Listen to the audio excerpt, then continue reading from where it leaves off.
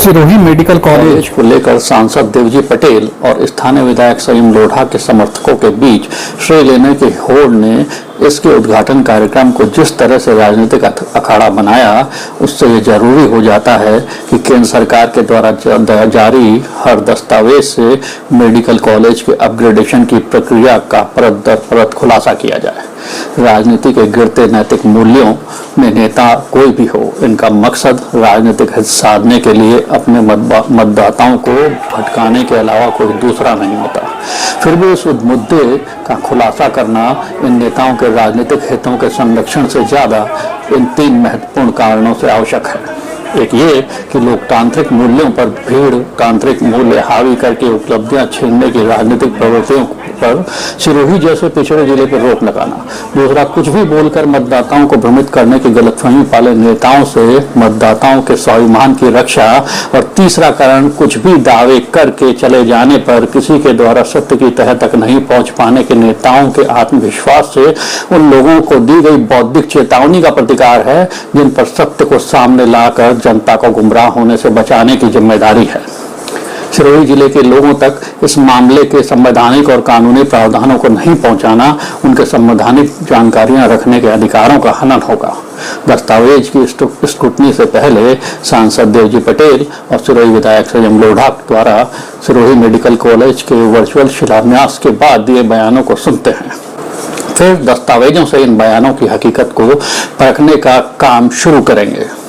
जो यहाँ पे एक झूठ फैलाया जा रहा था मेडिकल कॉलेज को लेके, अभी मेरे को किसी मित्र ने कहा कि वहां पे बोर्ड भी लगाया, वो 148 करोड़ का कुछ ऐसा बोल रहे थे। मैंने देखा नहीं है, लेकिन जो मुझे मैसेज दिया, जबकि आज प्रधानमंत्री जी ने खुद कहा है कि 325 करोड़ रुपए इस मेडिकल कॉलेज के, तो ये झूठ का जो इनकी नींव थी, वो नींव जो है वो इनकी खोखली नींव। आपने देखा होगा, मेडिकल कॉलेज देने का या मेडिकल कॉलेज स्वीकृत करने की अगर अनुमति देता है तो केंद्र सरकार देती है। उजागर हो जाएगा, इनका झूठ का पुलिंदा फट जाएगा। इन्होंने जो यहाँ पे एक भ्रमजाल फैलाया कि मेडिकल कॉलेज राज्य सरकार की देन है, वो इनका पिछली टूट जाएगा। मैं इसमें भी आपसे निवेदन करना चाहूंगा कि जानो की मेडिकल कॉलेज की नींव हमने लोकसभा में रख दी है, और इन शॉर्ट टाइम में मैंने ये शायद 2 दिन पहले भी मेरे प्रेस में रिपोर्ट में भी मैंने कहा था कि अब जल्द ही जालोर में भी मेडिकल कॉलेज लाएंगे और जालोर को भी मेडिकल कॉलेज की सौगात मिलेगी। ये मैं पूर्णतः आपको आश्वस्त करना चाहता हूं। 2018 के चुनाव में मैंने जो वायदा उनसे किया था, 2019-20 के बजट में, पहले बजट में ही मुख्यमंत्री जी ने सिरोही में सरकारी मेडिकल कॉलेज खोलने की घोषणा की थी। ये तो कुछ भारत सरकार का शेयर विलंब से आया और कुछ कोरोना का कारण हो गया कि ये काम शुरू करने में विलंब हुआ, लेकिन माननीय मुख्यमंत्री जी और प्रधानमंत्री जी ने इसके लिए समय दिया। मैं उनका भी धन्यवाद करता हूं और आने वाले वक्त में और अधिक ताकत से इस क्षेत्र के अंदर हर लिहाज से सुविधाओं में बढ़ोतरी का प्रयास करेंगे। देखो, ये सब तब करना पड़ता है आदमी को जब लोग ये मान चुके हों कि ये कॉलेज किसी ने खोला है। सिरोही का बच्चा जानता है, क्योंकि हम पिछले 2.5 साल से प्रयास कर रहे थे और 19-20 के बजट में अनाउंस हो चुकी है जो चीज, उसका आप वो 2021 की कोई चिट्ठी के जरिए प्रचार करना चाहते हैं, तो इतना तो लोग समझते हैं। और बहुत अच्छा होगा कि वो लोग सिरोही में मिलिट्री स्कूल लाने में, आर्मी स्कूल खोलने में, सिरोही में केंद्रीय विद्यालय खोलने में, सिरोही को रेल लाइन से जोड़ने में, सिरोही का हवाई अड्डा शुरू करने में, इस पर ध्यान दें। हेल्थ तो स्टेट सब्जेक्ट है, हेल्थ भारत सरकार का सब्जेक्ट नहीं है कॉन्स्टिट्यूशन के अंदर। ये तो हम प्रस्ताव, ये 150 का बेड का हॉस्पिटल था सिरोही का, मेडिकल कॉलेज के नॉर्म्स में खुल ही नहीं सकता था। ये तो मुख्यमंत्री जी ने विशेष प्रयास करके इसको उस 2019-20 में इसकी सहमति प्राप्त की कि भाई ये छोटा हॉस्पिटल होने के बाद भी यहाँ दिया जाए, क्योंकि यहाँ की जरूरतें अलग तरह की है। आपने इन दोनों नेताओं के बयानों को सुना। दोनों के बयानों से जो सवाल सामने आ रहे हैं, दस्तावेजों से उनकी तस्दीक करते हैं।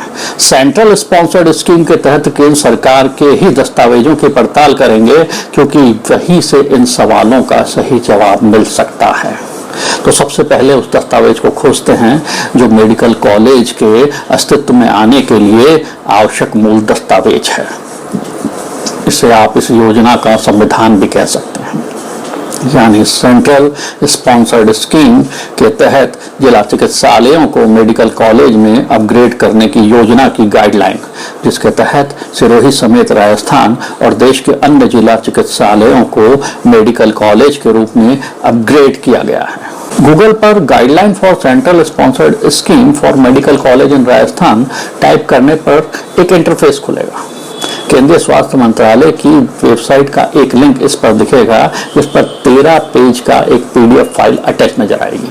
ये दस्तावेज ही सिरोही के लोगों को इस निर्णय तक पहुंचा देगा कि सेंट्रल स्पॉन्सर्ड स्कीम के तहत सिरोही के मेडिकल कॉलेज के खुलने की इस प्रक्रिया में क्या क्या आवश्यक चीजें थी। गाइडलाइन के प्रश्न संख्या 6 पर बिंदु संख्या 4 में सेंट्रल स्पॉन्सर्ड स्कीम के तहत मेडिकल कॉलेज को अपग्रेड किए जा सकने वाले जिला चिकित्सालयों का इस योजना में चयन का मापदंड दिया हुआ है। इसमें बिल्कुल शुरू में ही लिखा हुआ है कि मेडिकल कॉलेज के रूप में अपग्रेड किए जा सकने वाले जिला चिकित्सालयों को केंद्र सरकार राज्य सरकार की कंसल्ट से ही चुनेगी। तो बिना राज्य सरकार की सहमति के देश का कोई भी जिला चिकित्सालय मेडिकल कॉलेज में अपग्रेड नहीं हो सकता है। इसी बिंदु के सब क्लॉज 2 में लिखा है कि इसमें उन्हीं जिला और रेफरल चिकित्सालयों को शामिल किया जा सकेगा जिनमें बेडों की संख्या 200 या उससे अधिक है। सिरोही जिला चिकित्सालय में बेड की संख्या 150 है। ऐसे में यह इसमें शामिल नहीं होता। ऐसा हुआ क्योंकि राज्य सरकार के कंसल्टेशन से ही इसे किया जाना था, इसलिए इसके मापदंड को नीचे लाना राज्य सरकार की सहमति के बिना संभव नहीं था। राज्य में कांग्रेस सरकार में भाजपा नेताओं द्वारा यह करवा पाना लगभग असंभव था। इसी गाइडलाइन के क्लॉज संख्या 5 में फंडिंग का प्रावधान किया गया है। इसमें स्पष्ट उल्लेख है कि मेडिकल कॉलेज खोलने के लिए केंद्र और राज्य सरकार की आर्थिक भागीदारी रहेगी। केंद्रांश 75 और राज्यांश 25% दिया गया है, जिसे बाद में संशोधित कर क्रमशः 60 और 40% कर दिया गया है। इसी में लिखा है कि यह राशि इंफ्रास्ट्रक्चर और इक्विपमेंट के परचेज पर ही खर्च होगी। जमीन का इंतजाम राज्य सरकार को ही करना होगा। इसकी जमीन की कीमत भी शामिल कर ली जाए तो केंद्र और राज्य का अंश लगभग 50% हो जाता है। इसी के बिंदु संख्या 6 में योजना को मूर्त रूप देने की प्रक्रिया दी गई है। इसकी प्रथम पंक्ति में ही स्पष्ट है कि राज्य सरकार द्वारा शॉर्ट लिस्ट किए गए जिला चिकित्सालयों का चयन ही केंद्र सरकार करेगी। इसकी डीपीआर भी राज्य सरकार ही बनवाएगी। बिंदु संख्या 7 में स्पष्ट प्रावधान है कि निर्धारित फॉर्मेट में राज्य सरकार ही मेडिकल कॉलेज खोलने के लिए केंद्र सरकार को मेडिकल काउंसिल ऑफ इंडिया के नाम आवेदन देगी। यह आवेदन केंद्र सरकार इस योजना के तहत एमसीआई को फॉरवर्ड करेगी। बिंदु संख्या 8 में एलिजिबिलिटी दी गई है। इसके सब क्लॉज 1 में स्पष्ट लिखा है कि राज्य और केंद्र शासित प्रदेश ही इसका आवेदन कर सकेंगे। वहीं गाइडलाइन के बिंदु संख्या 9 में मेडिकल कॉलेज के लिए क्वालिफाइंग क्राइटेरिया दिया हुआ है। इसके सब क्लॉज संख्या 2 में मेडिकल कॉलेज के लिए 20 एकड़ की भूमि 99 वर्ष की लीज पर जारी किया जाने की शर्त है। केंद्र शासित प्रदेशों को छोड़ दिया जाए तो यह भी सिर्फ और सिर्फ राज्य सरकार के ही अधिकार क्षेत्र में आता है। वहीं सब क्लॉज संख्या 4 में किसी संबंधित यूनिवर्सिटी से मान्यता के लिए सहमति पत्र भी दिए जाने की आवश्यकता जताई गई है। राजस्थान में इसके लिए राजस्थान हेल्थ यूनिवर्सिटी बनी हुई है, जिसके अंतर्गत राज्य के सभी चिकित्सा शिक्षा से जुड़ी संस्थाओं को मान्यता प्राप्त है। इसी सब क्लॉज के तहत मेडिकल कॉलेज के संचालन के लिए एजुकेशन सोसाइटी की भी जरूरत बताई गई है। राजस्थान सरकार द्वारा राजस्थान मेडिकल एजुकेशन सोसाइटी की स्थापना फेज प्रथम के तहत स्वीकृत मेडिकल कॉलेजों के लिए की जा चुकी है। यदि फिर से central sponsored scheme for medical college PIB press note लिखकर सर्च करेंगे तो केंद्र सरकार की संवाद एजेंसी PIB का अपग्रेड मेडिकल कॉलेज शीर्षक से लिंक नजर आएगा। इसमें सेंट्रल एम्पावर्ड स्कीम के तहत तीसरे फेज में खोले जाने वाले मेडिकल कॉलेजों की स्वीकृति का प्रेस नोट है। 6 दिसंबर 2019 को जारी इस प्रेस नोट में स्पष्ट उल्लेख है कि 28 अगस्त 2019 को कैबिनेट की बैठक में सेंट्रल एम्पावर्ड स्कीम के तहत जिला चिकित्सालयों से संबद्ध नए मेडिकल कॉलेजों की स्थापना की योजना के फेज 3 में 75 मेडिकल कॉलेजों की स्वीकृति प्रदान की गई है। इसमें राज्य सरकारों द्वारा विस्तृत डीपीआर भेजने का अनुरोध किया गया है। इस प्रेस नोट के सबसे चौंकाने वाला तथ्य यह है कि राजस्थान ने सबसे ज़्यादा 16 जिलों में जिला चिकित्सालयों को मेडिकल कॉलेजों में अपग्रेड करने का प्रस्ताव भेजा था। इनमें सिरोही के साथ साथ जालौर भी शामिल था, लेकिन जालौर का मेडिकल कॉलेज स्वीकृत नहीं हुआ। इस सूची में वरीयता क्रम में सिरोही 9वें स्थान पर तो जालौर 16वें स्थान पर था। इस सूची में सिर्फ इसकी और प्रतापगढ़ की ही स्वीकृति नहीं हुई। केंद्र सरकार द्वारा जालौर के अलावा इस सूची में शामिल शेष सब जिलों के लिए केंद्रीय अंश का 60% राशि स्वीकृत करने की अनुमति मिल गई थी। इसी प्रेस नोट में फेज प्रथम में स्वीकृत मेडिकल कॉलेजों की भी सूची दी हुई है। इसके अनुसार यह स्पष्ट है कि वसुंधरा सरकार में जो 7 जिला चिकित्सालय अपग्रेड करके मेडिकल कॉलेज बनाए गए थे, उसमें से सिरोही के निकटवर्ती पाली में जो मेडिकल कॉलेज खुला था वो भी इसी स्कीम में था। लेकिन उस समय सिरोही के विधायक के वसुंधरा सरकार में मंत्री होने और केंद्र में सत्ताधीन मोदी सरकार में जालौर सिरोही सांसद देवजी पटेल के होने के बावजूद यह मेडिकल कॉलेज सिरोही और जालौर में नहीं गया। निकट जोधपुर में पहले ही एम्स और राज्य सरकार का मेडिकल कॉलेज स्थापित है, जो यह दर्शा रहा है कि मेडिकल कॉलेज के आने या न आने में स्थानीय नेता के प्रभाव का क्या महत्व है। जबकि तब भी बेहतर चिकित्सा सेवा जालौर और सिरोही से दूर थी। तब भी सिरोही 98 जिलों की सूची में था। शेष सारे जिले पहले ही मेडिकल सुविधाओं से संपन्न थे। अंतर सिर्फ इतना था कि उन स्थानों के जनप्रतिनिधि ज़्यादा प्रभावशाली थे। दूसरे फेज में वसुंधरा सरकार के समय सिर्फ धौलपुर का मेडिकल कॉलेज ही स्वीकृत हो पाया।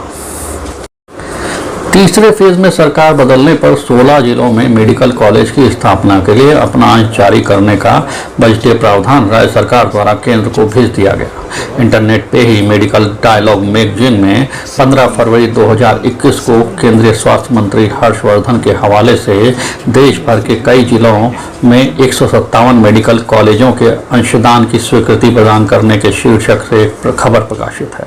इस समाचार में फेज 1, फेज 2, फेज 3 में राज्य सरकारों द्वारा जिला चिकित्सालयों के अपग्रेडेशन के लिए केंद्रीय अंश जारी करने की सूची है। इसमें ही स्पष्ट है कि फेज 1 और फेज 3 में सबसे ज़्यादा बजट इस योजना के लिए राजस्थान सरकार ने जारी करने की सहमति जताई है।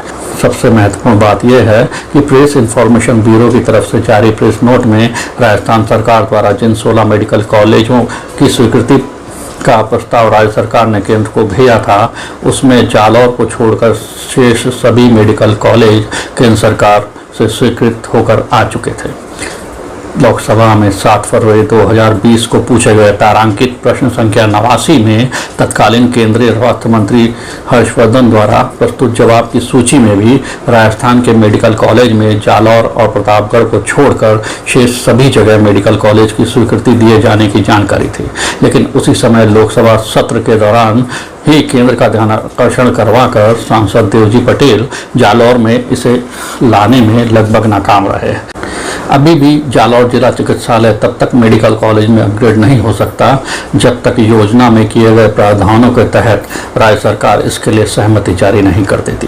वैसे सांसद देवजी पटेल के नाम से हर्षवर्धन द्वारा जारी एक पत्र जरूर वायरल किया जा रहा है, जिसमें केंद्रीय स्वास्थ्य मंत्री सिरोही सांसद को सिरोही जिला चिकित्सालय के मेडिकल कॉलेज में अपग्रेड करने की सूचना दे रहे हैं। लेकिन इस पत्र में कहीं भी देवजी पटेल द्वारा इस संदर्भ में मांग का जिक्र नहीं है। इस पत्र की तिथि नवंबर 2019 की है, जबकि राज्य सरकार द्वारा इसे जुलाई 2019 के बजट में ही स्वीकृत कर दिया गया था। पूर्व के 2 फेजेज में इस स्कीम का फायदा जालौर और सिरोही को देने का सांसद द्वारा केंद्र और राज्य सरकार को लिखा कोई पत्र फिलहाल वायरल नहीं है। न ही ऐसा कोई पत्र वायरल है जिसमें योजना के प्रथम और द्वितीय चरण में जालौर और सिरोही के जिला चिकित्सालयों को मेडिकल कॉलेज में अपग्रेड नहीं करने पर राज्य या केंद्र सरकार से आपत्ति जताई गई हो। अब विचारशील नागरिकों के जहन में ये सवाल कौंधेगा कि केंद्र सरकार के हर दस्तावेज और मेडिकल कॉलेज की गाइडलाइन में हर जगह जिला चिकित्सालयों को मेडिकल कॉलेज में अपग्रेड करने की योजना में राज्य सरकार को ही हर काम के लिए अधिकृत क्यों किया गया है। इस सवाल के जवाब के लिए लोकसभा की वेबसाइट की दाईं तरफ भारत का संविधान लिंक पर जाना होगा। इस पर क्लिक करते ही भारत सरकार की विधि विभाग की वेबसाइट पर पहुंच जाएंगे। यहाँ भारत के संविधान की PDF का लिंक है। इसे डाउनलोड करके संघ, राज्य और समवर्ती सूचियों के अधिकार की सूची तक पहुंच जाएंगे। भारत के संविधान के अनुच्छेद 245 और 246 में 7वीं अनुसूची में केंद्र और राज्यों के बीच अधिकारों और शक्तियों का वितरण किया गया है। इसमें संघ सूची में 97 विषयों को केंद्र को, राज्य सूची में शामिल 66 विषयों पर राज्य सरकार को और समवर्ती सूची में शामिल 52 विषयों पर केंद्र और राज्य दोनों को कानून बनाने का अधिकार है। संविधान में ही राज्य सूची की बिंदु संख्या 6 में सार्वजनिक स्वास्थ्य, जिला चिकित्सालय राज्य सरकार का अधिकार बताया गया है। इसलिए संवैधानिक रूप से केंद्र सरकार का राजस्थान में अभी और पहले के मेडिकल कॉलेज खुलने में 60% अंशदान के अलावा किसी भी कानून प्रक्रिया में हस्तक्षेप नहीं बनता। मेडिकल कॉलेज खोलने के लिए मेडिकल काउंसिल ऑफ इंडिया की अनुमति की आवश्यकता होती है। राज्य सरकार द्वारा सिर्फ अपने ही बजट से भी किसी राज्य में मेडिकल कॉलेज खोलना जाना हो तो मापदंड पूरा करने के लिए केंद्र सरकार के राजनीतिक हस्तक्षेप से मेडिकल काउंसिल ऑफ इंडिया उसकी अनुमति देने से रोक नहीं सकता। ऐसा होने पर संविधान को लागू करवाने की जिम्मेदारी सुप्रीम कोर्ट के पास आ जाती है और संविधान में तो स्वास्थ्य सेवा राज्य सरकारों का ही हक है। इसलिए ये दावा पूरी तरह से बेमानी है कि किसी भी राज्य में मेडिकल कॉलेज खोलने के लिए अनुमति के लिए MCI केंद्र सरकार के सहमत नहीं होने पर रिजेक्ट कर देती है। काफी सही है कि medical council of India act के तहत राज्य सरकारों को मेडिकल कॉलेज खोलने के लिए MCI से अनुमति लेने का पत्र केंद्र सरकार के माध्यम से ही भेजना पड़ता है, लेकिन अपनी राजनीतिक दृष्टता से केंद्र सरकार ऐसा ना करे, ऐसा कभी नहीं हुआ है। होगा तो मानव जीवन की सुरक्षा और राज्य सूची के अधिकारों को देखते हुए संवैधानिक प्रावधान भी इसके लिए हैं। इसलिए ये दावा पूरी तरह से बेमानी है कि किसी भी राज्य में मेडिकल कॉलेज खोलने की अनुमति MCI केंद्र सरकार के सहमत नहीं होने पर रिजेक्ट कर सकती है। अगर स्थानीय सांसद द्वारा सेंट्रल स्पॉन्सर्ड स्कीम के द्वारा केंद्र सरकार को प्रभाव में लेकर मेडिकल कॉलेज की स्थापना में हस्तक्षेप संभव होता तो पिंडवाड़ा विधायक समाराम गरासिया को मेडिकल कॉलेज को शिवगंज रोड की बजाय पिंडवाड़ा रोड पर बालदा में स्थापित करने का प्रश्न पिछले महीने विधानसभा के मानसून सत्र में लगाने की आवश्यकता नहीं होती। अब सेंट्रल स्पॉन्सर्ड स्कीम को समझ लीजिए। सिरोही का मेडिकल कॉलेज 15वें वित्त आयोग की सिफारिश के तहत शामिल सेंट्रल स्पॉन्सर्ड स्कीम का हिस्सा है। इसकी पुष्टि सिरोही के भाजपा कार्यकर्ताओं द्वारा वायरल पत्र से होती है। वित्त आयोग संविधान के अनुच्छेद 243(1) के तहत गठित होता है। अनुच्छेद 275 के तहत राज्यों से प्राप्त केंद्रीय करों से प्राप्त राजस्व के वितरण की सिफारिश वित्त आयोग करता है। केंद्र सरकार द्वारा राज्यों से प्राप्त टैक्स को मुख्यतः 2 तरीकों से राज्यों की वेलफेयर स्कीम पे खर्चा जाता है। एक है सेंट्रल सेक्टर स्कीम, इसमें पूरा का पूरा पैसा केंद्र सरकार खर्च करती है और इसे लागू करने की शक्ति और अधिकार केंद्र सरकार के पास होता है। इसमें अधिकतर संघ सूची के काम किए जाते हैं। दूसरी स्कीम है सेंट्रल स्पॉन्सर्ड स्कीम। इस योजना के तहत स्वीकृत कार्य में केंद्र और राज्य की साझा वित्तीय साझेदारी होती है, जो अधिकांशतः 60-40 की होती है। इस स्कीम के तहत स्वीकृत कार्य और उसे कहाँ वितरित करना है, कहाँ लागू नहीं करना है, इसका संपूर्ण अधिकार राज्यों के पास ही होता है। सिरोही समेत राज्य में जिला चिकित्सालय को मेडिकल कॉलेज स्तर तक अपग्रेड करने की स्कीम दूसरी श्रेणी में आती है। इसे लागू करना का संपूर्ण अधिकार सिर्फ और सिर्फ राज्य के पास सुरक्षित है। इसे कहाँ लागू किया जाएगा या सिर्फ राज्य सरकारें तय करेंगी, केंद्र सरकार नहीं। इस स्कीम के तहत सिरोही या राजस्थान में कहीं भी मेडिकल कॉलेज खोलने और नहीं खोलने का अधिकार सिर्फ और सिर्फ राज्य सरकार के पास ही है, केंद्र के पास नहीं।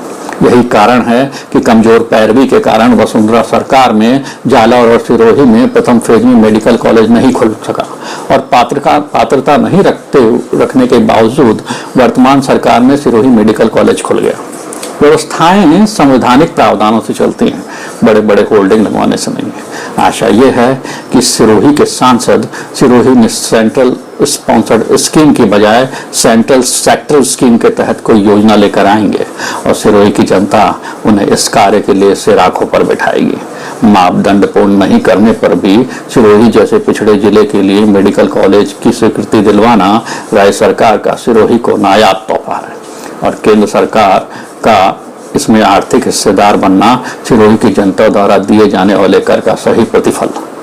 प्रधानमंत्री और मुख्यमंत्री के साथ राजस्थान सरकार में स्थानीय आवश्यकताओं की पैरवी करने वाले सिरोही विधायक के रूप में मजबूत स्थानीय राजनीतिक नेतृत्व का योगदान वेलफेयर स्टेट की दिशा में महत्वपूर्ण प्रयास है। अब सिरोही इस बात को लेकर पूर्ण आशान्वित है कि सेंट्रल स्पॉन्सर्ड स्कीम की बजाय सेंट्रल सेक्टर स्कीम के तहत सांसद भी अगले 2 सालों में कोई बड़ा प्रोजेक्ट लाकर सिरोही को लाभान्वित करेंगे और वेलफेयर स्टेट बनाने की दिशा में कड़ी जोड़ेंगे। धन्यवाद।